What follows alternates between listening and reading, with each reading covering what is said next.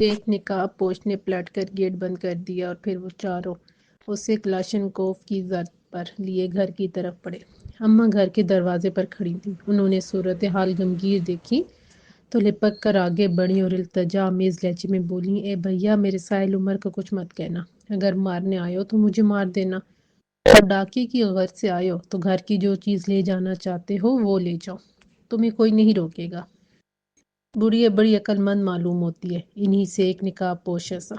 بڑی بی ہم تمہاری جان لے کر کیا کریں گے؟ تم ویسے ہی قبر میں پیر لٹکائے بیٹھی ہو، چلو تم بھی اندر چلو۔ دوسرے نقاب پوش نے اماں کو بھی نشانے پر لے لیا۔ گھر کے اندر آ کر انہوں نے گھر کا دروازہ بھی اندر سے بند کر لیا۔ لاؤنج میں آ کر انہوں نے سائل عمر کو ایک صوفے پر بیٹھنے کا اشارہ کیا۔ سائل عمر خاموشی سے صوفے پر بیٹھ گیا۔ یہ صورتحال اس کے لیے بالکل نہیں تھی۔ اس کی سمجھ میں نہیں آ رہا تھا کہ وہ ان سے کس طرح گفتگو کا آغاز کرے۔ M1 ایک نقاب پوش اپنے کسی ساتھی سے مخاطب ہوئی ہے۔ سر، وہ نقاب پوش جس کا نام M1 تھا جھک کر بولا، گھر کا جائزہ لو، دیکھو ہمارا مال کہاں ہے۔ ٹھیک ہے سر، M1 یہ کہہ کر پہلے ڈائننگ روم میں گیا، اس کے بعد اس نے گھر کا چپا چپا دیکھ ڈالا، پھر واپس آیا۔ ہاں کیا ہوا؟ گھر میں ان دونوں کے سوا کوئی اور نہیں۔ دوسرے ہمارے مال کھلے کمروں میں نہیں، ایک کمرہ لاک ہے، ممکن ہے وہاں ہو۔ آپ لوگ کیا چاہتے ہیں؟ بالآخر سائل عمر کو بولنا پڑا۔ فی الحال بند کمرے کی چابی، ایک نقاب پوش بولا جو شاید اس کا چیف تھا۔ آؤ میرے ساتھ، میں کھولتی ہوں کمرہ۔ ساحل عمر کے کچھ جواب دینے سے پہلے ہی اماں بول پڑیں اور وہ ساحل عمر کی اسٹوڈیو کی طرف بڑھی۔ انہوں نے چابی میز کے دراز سے نکال کر جلدی سے کمرہ کھول دیا۔ M2 اب تم کمرے میں جاؤ، چیف نے کہا۔ M2 اپنی کلاشنکوف کندھے پر ڈال کر کمرے کی طرف بڑھا۔ دروازہ کھول کر وہ اندر گیا اور چند سیکنڈ بعد ہی باہر آ گیا۔ پھر اس نے دروازے پر کھڑے ہو کر آواز لگائی، سر وہ اندر ہے، ٹھیک ہے؟ ان دونوں کو بہت پیار سے ڈائننگ ٹیبل کی کرسیوں سے باندھو، چیف نے حکم دیا۔ ہمیں باندھنے کی کوئی ضرورت نہیں، ساحل عمر نے کہا۔ آپ جو لوگ چیز لے کر جانا چاہتے ہیں وہ لے جائیں۔ مسٹر ساحل، ہمیں آپ کے مشورے کی ضرورت نہیں، آپ کے حق میں بہتر ہوگا کہ خاموشی اختیار کریں، چیف نے سخت لہجے میں کہا۔ پھر وہ اپنے ساتھیوں سے مخاطب ہوا، چلو اپنا کام کرو۔ دو نقاب پوشوں نے بیگ سے رسی نکال کر دونوں کو کرسیوں سے باندھ دیا۔ پھر چیف اپنے ساتھیوں کے ساتھ اسٹوڈیو میں داخل ہوا۔ اس نے چیتے کی تصویر پر ایک نظر ڈالی اور M1 سے مخاطب ہو کر کہا، اسے احتیاط سے اتار لو۔ M1 اور M2 نے مل کر وہ تصویر بورڈ سے اتار لی۔ چلو اسے گاڑی میں رکھو، چیف نے حکم دیا۔ جب وہ دونوں چیتے کی تصویر اٹھائے کمرے سے باہر نکلے تو سائر عمر یہ دیکھ کر سناٹے میں آ گیا کہ یہ کس قسم کے ڈاکو ہیں کہ بھرے ہوئے گھر میں سے محض ایک پینٹنگ اٹھا کر لے کر جا رہے ہیں۔ اس تصویر میں ان کی کیا دلچسپی ہو سکتی ہے؟ پھر اس نے سوچا کہ ابھی تو یہ ابتدا ہے، ہو سکتا ہے یہ لوگ اس پینٹنگ کے بعد دوسری چیزوں پر بھی ہاتھ صاف کرنا چاہیں، اور ابھی اسے اپنی جان کا بھی خطرہ تھا، کیا پتہ جاتے جاتے وہ ان دونوں کو بھی اوپر پہنچاتے جائیں۔ بھائی اس تصویر کا اب کیا کریں گے؟ ساحل عمر سے بولے بنا رہا نہ گیا۔ مسٹر ساحل، سوال کوئی نہیں، ہمیں مجبور نہ کریں، خواہ آپ کے منہ پر کپڑا ٹھونسنا پڑے گا، چیف نے اسے تنبیہ کی۔ ساحل خاموش رہو، اماں نے فکر مند لہجے میں کہا۔ کچھ دیر کے بعد جب چیف کو یقین ہو گیا کہ چیتے کی تصویر گاڑی میں بحفاظت رکھی جا چکی ہے تو اس نے ساحل عمر کو مخاطب کر کے کہا، مسٹر ساحل ہم جا رہے ہیں، ہم نے آپ کے گھر سے صرف ایک پینٹنگ اٹھائی ہے، ہم چاہتے تو یہاں سے بہت کچھ لے جا سکتے تھے لیکن ہم نے ایسا نہیں کیا، اب ہم جا رہے ہیں، گھر کا دروازہ اور باہر گیٹ کھلا رہے گا، آپ لوگ صبح تک اسی کرسی پر براجمان رہیں، صبح کوئی نہ کوئی گھر کے اندر آ کر آپ کو کھول دے گا۔ کھل جانے پر زیادہ پھیلنے کی کوشش مت کیجیے گا، ویسے بھی ایک تصویر کی چوری کی رپورٹ کوئی تھانے دار لکھنے پر راضی نہیں ہوگا، بہتر ہوگا کہ آپ اپنے گھر میں آرام سے رہیں۔ ساحل عمر نے کوئی جواب نہ دیا، وہ کیا جواب دیتا؟ نہیں بھیا تم جاؤ آرام سے، ہمیں پولیس میں رپورٹ لکھوانے کی کیا ضرورت ہے، ساحل عمر چاہیں گے تو ایسی کئی تصویریں بنا کر پھینک دیں گے۔ اماں فوراً بولی، وہ ڈاکوؤں کو مطمئن کر دینا چاہتی تھیں کہ ان کے خلاف کسی قسم کی کارروائی نہیں کی جائے گی۔ بڑھیا تم واقعی عقل مند ہو، ہمارے جانے کے بعد مسٹر ساحل کو قابو میں رکھنا، اگر انہوں نے ہٹ بورڈنگ مچانے کی کوشش کی تو یاد رکھو ہم دوبارہ بھی آ سکتے ہیں، یہ کہہ کر چیف کمرے سے نکل گیا۔ کچھ دیر کے بعد ساحل عمر نے گاڑی سٹارٹ ہونے کی آواز سنی، اس کے بعد سناٹا چھا گیا۔ ساحل عمر نے اماں کی طرف گردن گھما کر دیکھا اور ہنستے ہوئے بولا، اماں تم بندی ہو کیا غضب کی لگ رہی ہو؟ ساحل تمہیں مذاق سوجے، ادھر میرے دل بیٹھا جا رہا ہے، اماں نے پریشان لہجے میں کہا۔ خدا کا شکر ادا کرو اماں کہ وہ ہمارے منہ میں کپڑا ٹھونس کر نہیں گیا، ورنہ بات کرنے سے بھی طرح سے آتے۔ پھر ایک مہربان انہوں نے کہ باہر کا گیٹ کھولا چھوڑ گئے ہیں، ورنہ ان کے لیے گیٹ اندر سے بند کر کے دیوار پر چھلانگ لگانا کوئی مشکل کام نہ تھا۔ اماں یہ کس قدر پیارے ڈاکو تھے، میرا خیال ہے کہ باذوق بھی تھے، تبھی صرف ایک پینٹنگ لے کر چلے گئے ہیں۔ اماں، ساحل عمر نے اماں سے تصدیق چاہی۔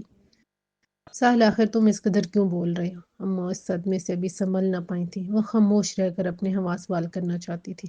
اماں ابھی تو صبح ہونے میں کئی گھنٹے باقی ہیں، اس طرح خاموشی میں کس طرح رات کٹے گی؟ اچھا اماں یوں کرو کوئی اچھا سا لطیفہ سناؤ۔ اماں نے جواب میں سے غور کر دیکھا۔ کوئی بات نہیں اماں، تمہیں اگر کوئی لطیفہ یاد نہیں تو کیا ہوا، مجھے سینکڑوں لطیفے یاد ہیں، میں تمہیں سناتا ہوں۔ ساحل عمر نے ان کے گھورنے کی پرواہ نہ کی، وہ اپنی دھن میں بولتا رہا۔ ایک شیر لنچ میں پورا ہرن کھانے کے بعد جنگل میں کلولے کے لیے کوئی اچھی سی جگہ تلاش کر رہا تھا۔ وہ جھاڑی میں چھپے دو چوہوں کے سامنے سے گزرا تو ایک چوہا بولا، چلو یار اس کو مارتے ہیں، بہت اکڑتا ہے۔ دوسرا چوہا بولا، او نہیں یار اسے کیا مارنا، اکیلا ہے اور ہم دو ہیں۔ لطیفہ سن کر اماں بے اختیار ہنس پڑی اور بولی، ساحل تم بہت شریر ہو۔ صبح ہوئی تو سب سے پہلے مرجینا گھر میں داخل ہوئی۔ وہ صبح 7 بجے کام پر آ جاتی تھی۔ گھنٹی بجانے پر گیٹ اماں کھولتی تھی، لیکن آج تو گیٹ کھولا ہوا تھا۔ وہ اندر آئی تو اس نے گھر کا دروازہ بھی کھلا پایا۔ اس نے ادھر ادھر نظر دوڑائی مگر اسے اماں کہیں نظر نہ آئی۔ وہ یہ سوچتی کہ آج گھر کے دروازے چوپٹ کیوں پڑے ہیں۔ گھر میں داخل ہوئی تو ڈائننگ ٹیبل کے نزدیک کرسیوں پر اماں اور ساحل عمر کو بندھا پایا۔ وہ دونوں کو آنکھوں کی طرح دیکھنے لگی ہیں۔ لو اماں مرجینا آ گئی، ساحل عمر نے خوش ہو کر کہا۔ مرجینا جلدی کرو ہمیں کھولو، اماں جلدی سے بولی۔ ہاں یہ کیا ہوا؟ مرجینا فوراً ساحل عمر کی طرف لپکی۔ پہلے اماں کو کھولو، ساحل عمر نے نرم لہجے میں کہا۔ مرجینا نے جلتی جلتی اماں کو کھولا، پھر وہ ساحل عمر کی طرف بڑھی۔ جب وہ اس کی رسیاں کھول رہی تھی تو ساحل عمر بولا، مرجینا کیا تم جانتی ہو کہ تاریخ اپنے آپ کو دہراتی ہے؟ صاحب جی مجھے نہیں معلوم آج کیا تاریخ ہے، دن معلوم ہوتا ہے آج جمعرات ہے، وہ اپنی دھن میں بولی۔ تمہیں تاریخ نہیں معلوم تو کوئی بات نہیں، مجھے تاریخ کا پتہ ہے، میں تمہیں بتاتا ہوں، میری بات غور سے سنو۔ ایک زمانے میں مرجینا نے 40 چوروں سے علی بابا کی جان بچائی تھی۔ کیا عجیب اتفاق ہے کہ آج کی مرجینا نے پھر ایک مرتبہ علی بابا یعنی ساحل عمر کی جان بچائی۔ یہ اور بات ہے کہ ڈاکو کب کے گھر سے جا چکے ہیں۔ ساحل عمر نے بیٹھے بیٹھے اپنے ہاتھ پاؤں ہلائے جو بندے بندے اکڑ گئے تھے۔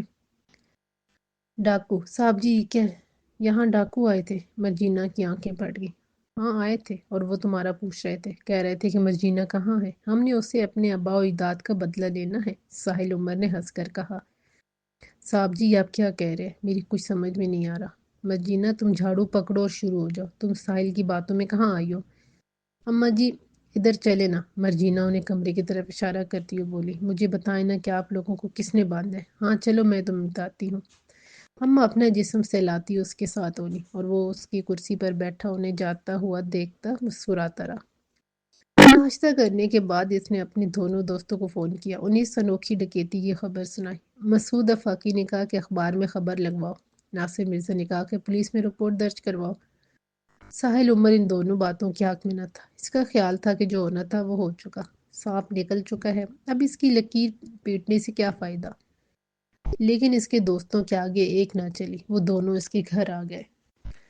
ناصر مرزا کے پولیس میں تعلقات تھے، اس نے کوشش کر کے تھانے میں رپورٹ درج کرا دی۔ تھانے دار کو رپورٹ درج کرنا ہی پڑی کیونکہ اس تصویر کی قیمت 1 لاکھ روپے جو بتائی گئی تھی۔ مسعود آفاقی نے اپنے ایک صحافی دوست کو فون کر دی اور یوں یہ خبر اخبارات کی زینت بن گئی۔ ادھر یہ کارروائی ہوئی تو ادھر ڈاکوؤں کے چیف نے رات 3 بجے ٹیلی فون پر داسم کو اطلاع دی۔ داسم تصویر کے قبضے میں آ جانے پر بہت خوش ہوا، اس نے فوراً برکھا کا نمبر گھمایا۔ برکھا کچھ دیر پہلے ہی سوئی تھی، وہ 2:30 بجے تک اپنے پسندیدہ کمرے میں بیٹھ کر ایک چاپ کرتی رہی تھی۔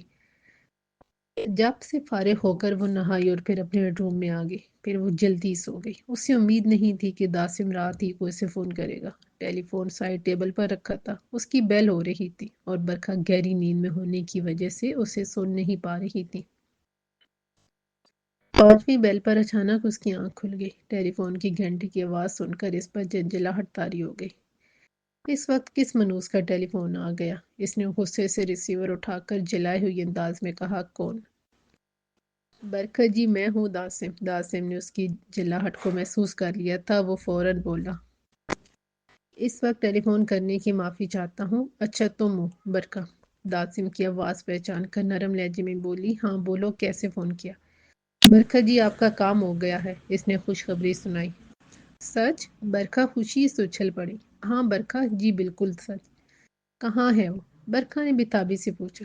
طارق روڈ کے ایک مکان میں، داسم نے بتایا۔ اچھا ایسا کرو، اسے کل دوپہر تک اپنے گھر منتقل کر لو، میں کل شام کو کسی وقت تمہارے گھر آ جاؤں گی۔ برکت جی، پتھر تو ہمارے نصیب جاگ جائیں گے؟ وہ سرشار ہو کر بولا، ہاں بالکل، میں تمہارا نصیب جگانے آ رہی ہوں۔ کیا نام ہے تمہارے نصیب کا؟ میں بھول گئی، برکت نے ہنس کر پوچھا۔ ستارہ، داسم نے بتایا۔ بس سمجھو کہ ستارہ تمہاری ہوگی، اس کی ساری اکڑ نکل جائے گی، اب وہ تمہارے قدموں میں لوٹے گی۔ برکت نے بڑے یقین سے کہا، میں پھر شام کو آپ کا منتظر رہوں گا۔ داسم سے خوشی چھپائے نہ چھپ رہی تھی۔ ستارہ ایک سکول ٹیچر تھی، وہ داسم کے گھر کے نزدیک کی رہتی تھی۔ داسم اسے روز سکول آتے جاتے دیکھتا تھا، وہ اس پر مر مٹا تھا، لیکن ستارہ اس پر مر مٹنے کے لیے ہرگز تیار نہ تھی۔ البتہ وہ اسے مٹانے کی ضرور خواہش مند تھی۔ داسم نے کئی مرتبہ برکھا سے اس کا ذکر کیا تھا، لیکن برکھا ٹال گئی تھی، وہ اس طرح کے چھوٹے موٹے کاموں سے اعتراض کرتی تھی۔ لیکن اب کیونکہ داسم نے ایک بہت بڑا کام چٹکیوں میں کر دیا تھا، تو اس کا بھی فرض تھا کہ وہ بھی اس کے لیے کچھ کرے۔ داسم صبح اٹھا تو بہت خوش تھا، رات سے ستارہ اس کی آنکھوں میں گھوم رہی تھی۔ اب وہ وقت دور نہیں تھا جب وہ بے اختیار اس کے قدموں میں آ گرے گی۔ برکھا کا جادو سر چڑھ کر بولتا تھا، یہ وہ اچھی طرح جانتا تھا۔ وہ گاڑی میں صبح 10 بجے کے قریب ڈاکوؤں کے چیف رفیق کے گھر پہنچ گیا۔ جب وہ رفیق کے گھر کے سامنے پہنچا تو اس نے گھر کا نقشہ ہی کچھ اور پایا۔ اس گھر کے آگے بے شمار لوگ جمع تھے، ساتھ ہی پولیس کی ایک موبائل بھی موجود تھی اور ایک ایمبولینس بھی ابھی ابھی دروازے پر آ کر رکی تھی۔ داسم نے اپنی گاڑی فوراً بیک کی، پھر وہ اپنی گاڑی رفیق کے گھر سے ذرا فاصلے پر کھڑی کر کے واپس آیا۔ گھر میں پولیس موجود تھی۔ وہ گھر کے اندر جانا نہیں چاہتا تھا، لیکن یہ ضرور جاننا چاہتا تھا کہ آخر ہوا کیا ہے۔ ابھی وہ وہاں کھڑے کسی آدمی سے معلومات حاصل کرنے کے بارے میں سوچ ہی رہا تھا کہ اچانک اس کی نظر M1 پر پڑی۔ وہ گھر کے دروازے سے بھی باہر آیا تھا۔ داسم نے اس کے نزدیک پہنچ کر بڑی آہستگی سے اس کے کندھے پر ہاتھ رکھا۔ M1 نے مڑ کر دیکھا اور پھر داسم کو اپنے سامنے پا کر وہ خاموشی سے اس کے ساتھ چل پڑا۔ داسم اسے اپنی گاڑی کی طرف لے آیا، پھر اس نے گاڑی میں بیٹھ کر پوچھا، کیا ہوا؟ سر جی، کچھ سمجھ میں نہیں آیا، کیا ہوا؟ M1 پریشان تھا۔ رفیق تو خیریت سے ہے؟ رفیق مر گیا سر جی۔ M1 کی آواز گلوگیر ہو گئی۔ کس نے مارا اسے؟ داسم نے ایک دم سانپ کی طرح پھنکارا۔ سر جی معلوم نہیں، اس کی لاش کی حالت بہت خراب تھی، ایسا معلوم ہوتا تھا جیسے کسی خونخوار جانور نے اسے بن بوڑا ہو۔ اس نے ایک عجیب انکشاف کیا۔ یہ کیا کہہ رہے ہو تم؟ اور وہ تصویر کہاں ہے؟ سر جی، وہ چیتے والی تصویر ہم رفیق کے گھر میں رکھ کر اپنے گھروں کو چلے گئے تھے۔ رفیق نے مجھے صبح ہی بلایا تھا تاکہ آپ کا فون آنے کی صورت میں تصویر جہاں پہنچانی ہو پہنچائی جا سکے۔ میں 8 بجے کے قریب یہاں پہنچا تو کہرام مچا ہوا تھا۔ رات وہ تصویر ہم نے رفیق کے ڈائننگ روم میں لا کر رکھی تھی۔ ہمارے جانے کے بعد وہ ڈرائنگ روم میں ہی سو گیا۔ صبح 4 بجے کے قریب رفیق کی بیوی کو رفیق کی چیخ سنائی دی۔ وہ بھاگ کر ڈائننگ روم میں پہنچی تو اس نے دیکھا کہ ایک چیتا رفیق کو بری طرح بن بوڑ رہا ہے۔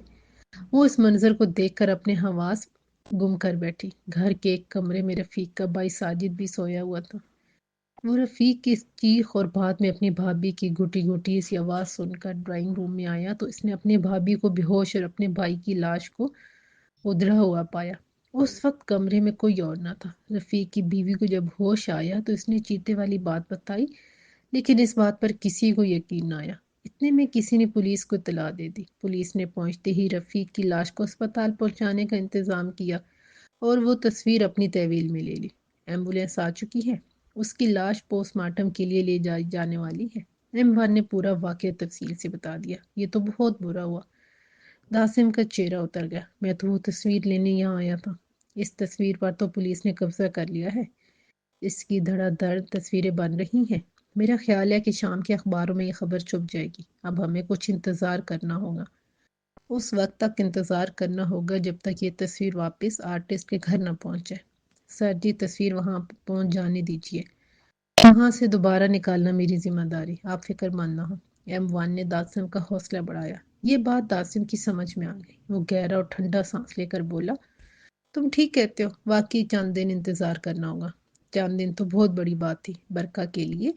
چند گھنٹوں کا انتظار سہانے روتا۔ جب اسے معلوم ہوا کہ تہکال کی پینٹنگ اس کے ہاتھ آتے آتے ہاتھ سے نکل گئی ہے تو وہ تل ملا کر رہ گئی۔ اس کے سوا وہ کچھ کر بھی نہیں سکتی تھی۔ داسم کے جانے کے بعد وہ اپنے کمرے میں کسی بکھری ہوئی شیرنی کی طرح ٹہل رہی تھی۔ وشا اپنی ماں کی پریشانی کو اچھی طرح سمجھتی تھی۔ وہ اسے کچھ دیر بے قراری سے ٹہلتا ہوا دیکھتی رہی۔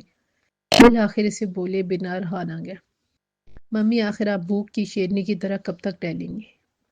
ورشا تمہیں اندازہ نہیں ہے کہ کیا ہو گیا۔ میں آپ کی پریشانی کو سمجھتی ہوں ممی، چند دن کی بات اور ہے، وہ پینٹنگ پھر آپ کے سامنے ہوگی، اس قدر پریشان نہ ہو۔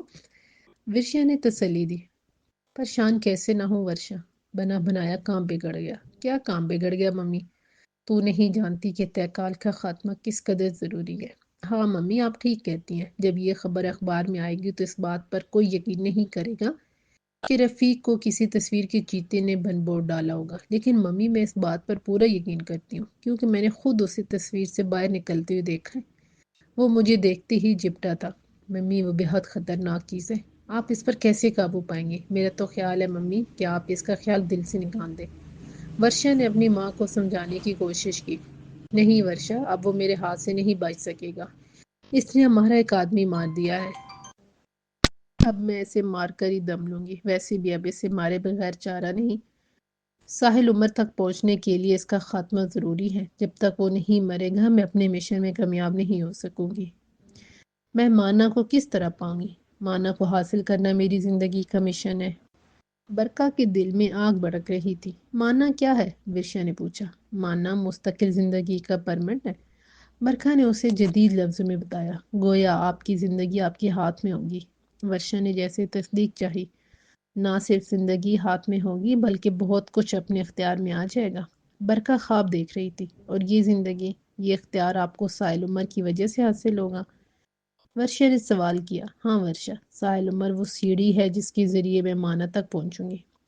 تہکال کے بعد آپ ساحل عمر کی بینٹ لیں گی؟ ہاں، برکھا نے کہا۔ پھر اچانک اسے کچھ خیال آیا۔ اس نے ورشا سے پوچھا، تمہیں کیا پریشانی ہے؟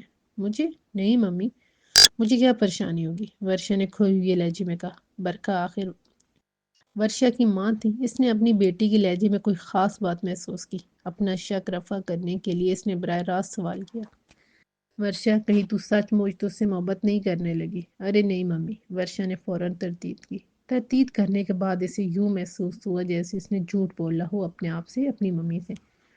ہاں ورشا، اس بات کا خیال رکھنا کہ ساحل عمر میرا قیدی ہے، اس کی زندگی اس کی روح میری ہے، برکھا نے بدلے ہوئے تیوروں کے ساتھ کہا۔ میرے لیے ہے؟ جی ممی، ورشا نے گردن جھکا کر کہا۔ ساحل عمر گردن جھکائے کسی غیر مرئی نقطے پر نظر جمائے تہکال کی تصویر کے بارے میں سوچ رہا تھا۔ اماں آتے جاتے کئی بار اسے سوچ میں غرق بیٹھا دیکھ چکی تھی۔ وہ اس کے دکھ کو سمجھتی ہیں لیکن اس کے لیے کر کچھ بھی نہیں سکتی ہیں۔ اگر انہیں تصویریں بنانا آتا تو وہ کب کی تہکال کی پینٹنگ بنانے بیٹھ گئی ہوتی۔ اماں نے ساحل عمر کے لیے چائے بنائی اور بڑے پیار سے بولی، لو بیٹا چائے پی لو۔ اماں کے مخاطب کرنے پر اس نے انہیں خالی نظروں سے دیکھا، پھر چائے کا کپ لے کر بولا، لاؤ اماں۔ بیٹا تم تصویر کی وجہ سے پریشان ہو؟ اماں میں نے اس پر بہت محنت کی تھی، دکھ یہ ہے کہ میری محنت ضائع ہو گئی۔ وہ دکھ سے بولا، کوئی ضائع نہیں ہوا، اللہ تمہیں زندگی دے، ایسی تم 360 تصویریں بنا کر پھینک دو گے۔ اسی وقت ٹیلی فون کی گھنٹی بجی۔ ساحل عمر کا اٹھنے کا موڈ نہ تھا۔ اس نے اماں کی طرف دیکھا۔ اماں یہ کہتی ہوئے فوراً اٹھ گئی، اچھا میں دیکھتی ہوں۔ ٹیلی فون بیڈ روم میں تھا اور ساحل عمر اس وقت لاؤنج میں بیٹھا ہوا تھا۔ اماں نے ٹیلی فون ریسیو کر کے وہیں سے آواز لگائی، مسعود صاحب کا فون ہے۔ مسعود کا نام سن کر وہ چائے کا کپ اٹھائے اندر آ گیا۔ کپ اس نے سائڈ ٹیبل پر رکھا اور ریسیور تھامتے ہوئے بولا، جی جناب۔ یار ایک زبردست خبر ہے تمہاری پینٹنگ کے بارے میں، مسعود چہکتے ہوئے بولا۔ ہے؟ ساحل عمر نے خوش ہو کر کہا، مل گئی۔ نہ صرف پینٹنگ برآمد ہو گئی ہے بلکہ اس تصویر نے چرانے والوں کو سزا بھی دے دی ہے۔ وہ کیسے؟ بھائی وہ اپنی دوست ہیں نا، نیوز ایڈیٹر اشفاق صاحب، ان کا فون آیا تھا کہ ان کے اخبار کو خبر موصول ہوئی ہے۔ میں تمہاری پینٹنگ کے بارے میں ان سے خبر لگوا چکا تھا، لہٰذا انہوں نے خبر موصول ہوتے ہی مجھے فون کر دیا، تم تیار ہو جاؤ، ہم تھانے چل کر پینٹنگ وصول کر لیتے ہیں۔ تمہاری پینٹنگ اس وقت پولیس کی تحویل میں ہے، مسعود افاقی نے بتایا۔ یار پوری بات تو بتاؤ۔ تفصیل میں تمہارے گھر پہنچ کر بتاتا ہوں، مسعود افاقی نے کہا۔ تم یوں کرو، ذرا ناصر مرزا کو فون کر لو، وہ آ جائے تو اچھا ہے۔ ویسے میں نے اخبار سے تھانے فون کروا دیا ہے، تھانے دار نے کہا ہے کہ آ کر تصویر لے جائیں۔ اتنی بڑی تصویر کا رکھنا ایک مشکل کام ہے، عدالت میں آ کر اس تصویر کو پیش کرنے کی ضرورت پڑی تو کر دیں گے۔ ساحل عمر نے مسعود کا فون منقطع ہوتے ہی ناصر مرزا کو ملایا۔ اس نے کہا کہ میں گھر آنے کی بجائے تھانے پہنچتا ہوں اور ایس ایچ او کو اوپر سے فون بھی کروا دیتا ہوں۔ تصویر ملنے کی رویداد بڑی حیرت میں ڈالنے والی تھی۔ پولیس کے سمجھ میں نہیں آ رہا تھا کہ رفیق کی لاش کے ساتھ کیا ماجرا ہوا ہے۔ ایس ایچ او سے پوری رویداد سننے کے بعد ساحل عمر کے اندر ایک سناٹا چھا گیا تھا۔ اسے یقین ہو گیا تھا کہ یہ ساری کارروائی طے کال کی ہے۔ ویشیا نے جب اس تصویر کو دیکھا تھا تو وہ یوں ہی خوفزدہ نہیں ہو گئی تھی۔ تیکال اسے دیکھ کر باقاعدہ جپٹا تھا اور وہ تصویر سے باہر نکل آیا تھا۔ بہرحال تصویر مل گئی اور صحیح سلامت تھی۔ تصویر اٹھانے والا بندہ چل بسا تھا۔ یہ تصویر اس نے کیوں اٹھائی تھی؟ اس کے پیچھے کیا مقصد تھا؟ یہ راز مرنے والے اپنے ساتھ لے گیا۔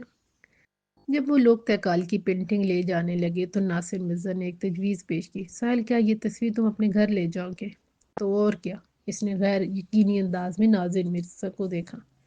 میرا خیال ہے کہ تم اس تصویر کو اپنے گھر مت لے جاؤ، کہیں یہ تصویر اٹھانے وہ لوگ پھر نہ آ جائیں۔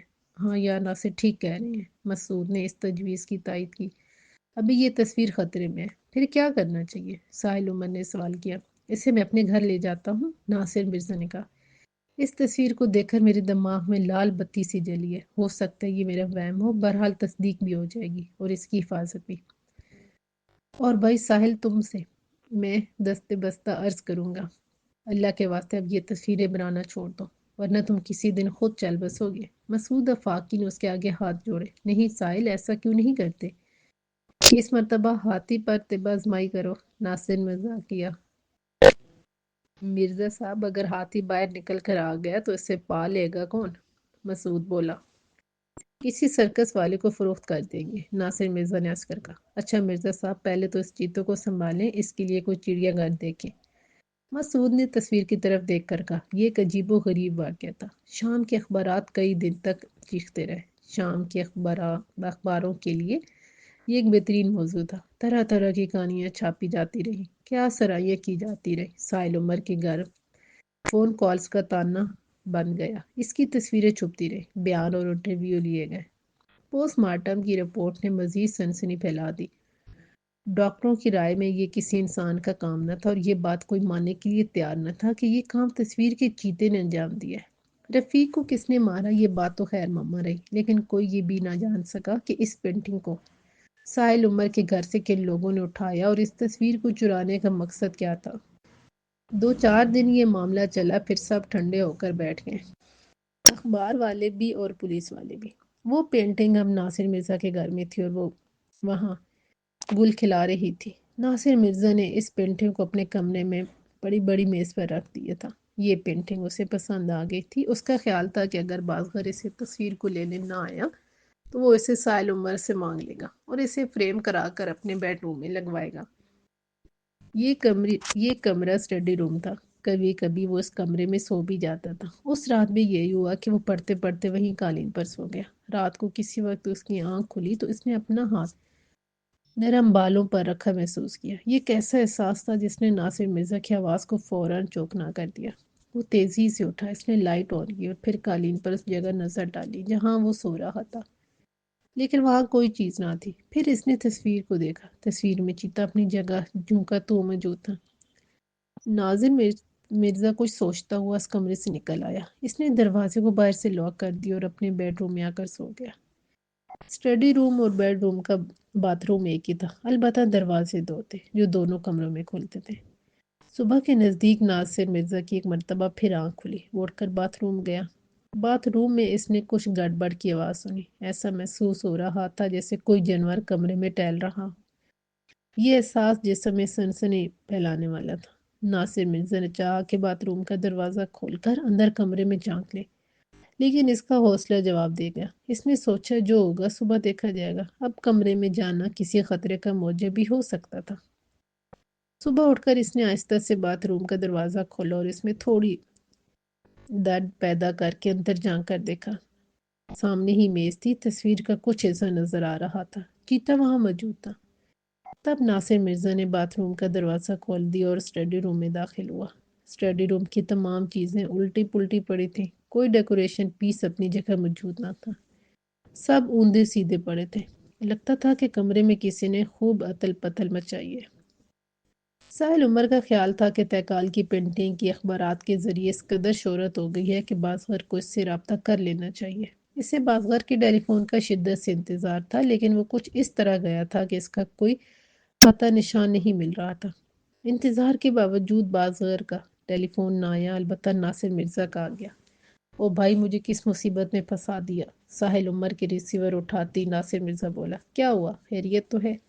ساحل عمر فکر مند لہجے میں بولا۔ جواب میں ناصر مرزا نے ساری روداد سنائی کہ وہ آج اسٹڈی روم میں سو گیا تھا تو اس نے اپنا ہاتھ کسی بالوں میں بھرے جسم پر رکھا ہوا محسوس کیا۔ پھر بند کمرے میں جو دھماکہ چوکڑی مچی، اس کا حال سنایا۔ پھر اب کیا کرنا چاہیے؟ ساری کہانی سن کر ساحل عمر نے کہا، میری خود کچھ سمجھ میں نہیں آ رہا۔ ناصر مرزا نے سنجیدگی سے کہا، اس تصویر کا گھر میں رکھنا ٹھیک نہیں ہے، ویسے آج رات میں ایک تجربہ کرنا چاہتا ہوں، دیکھو کیا ہوتا ہے۔ بھائی کیا کرنا چاہتے ہو؟ ذرا ہاتھ پاؤں بچا کے، ساحل عمر نے تنبیہ کی۔ ناصر مرزا نے پر یقین لہجے میں کہا، اچھا اب میں کل صبح تم سے بات کروں گا، رات جو کچھ ہوگا اس کی رپورٹ صبح دوں گا، اوکے؟ اوکے، ساحل عمر نے کہا اور ریسیور رکھ دیا۔ رات کو ساحل عمر دیر تک جاگتا رہا، سوچتا رہا وہ ان دونوں تصویروں کو بنا کر خواہ مخواہ مصیبت میں پھنس گیا تھا۔ اب آئندہ اس نے طے کر لیا تھا کہ کوئی پینٹنگ نہیں بنائے گا۔ ایسی تصویریں بنانے کا کیا فائدہ ہے جو جی کا جنجال بن جائے؟ سوچتے سوچتے جانے کب اس کی آنکھ لگ گئی۔ پھر جانے کیا ہوا کہ سوتے سوتے اس کی اچانک آنکھ کھل گئی۔ اس کے کانوں میں کوئی آواز آ رہی تھی۔ جب اس نے غور سے سنا تو اسے یوں محسوس ہوا جیسے کوئی نزدیک کی سسکیوں سے رو رہا ہو۔